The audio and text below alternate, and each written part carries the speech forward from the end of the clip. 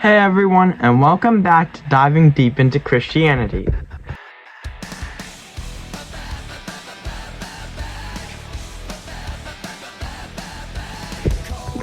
In today's lesson, we'll be learning about Cain and Abel and why they what happened with them. In today's passage, we'll be reading Genesis 4. And Adam knew his wife Eve, and that she conceived and bare Cain, and said, I've gotten a man from the Lord. And she bare his brother Abel, and Abel was a keeper of sheep, but Cain was a tiller of the ground. And in the process of time it came to pass that Cain brought of the fruit of the ground offering unto the Lord.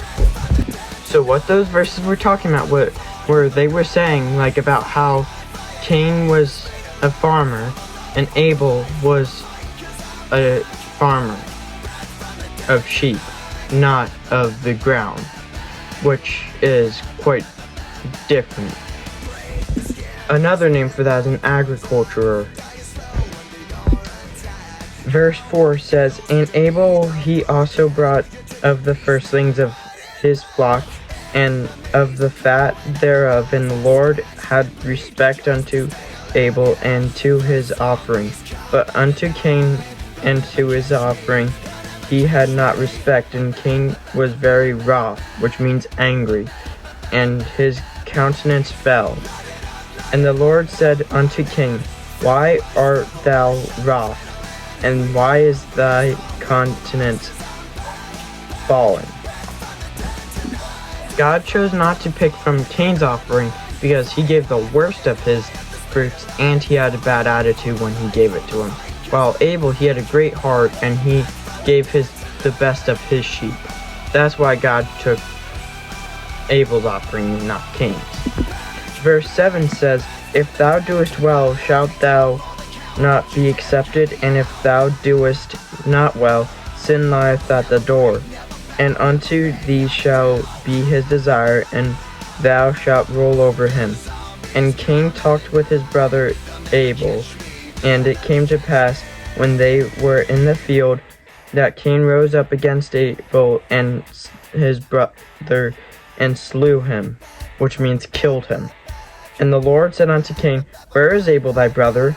And he said, I know not, am I my brother's keeper? And he said, What hast thou done? The voice of thy brother's blood crieth unto me from the ground. And now art thou cursed from the earth, which hath opened her mouth to receive thy brother's blood from thy hand.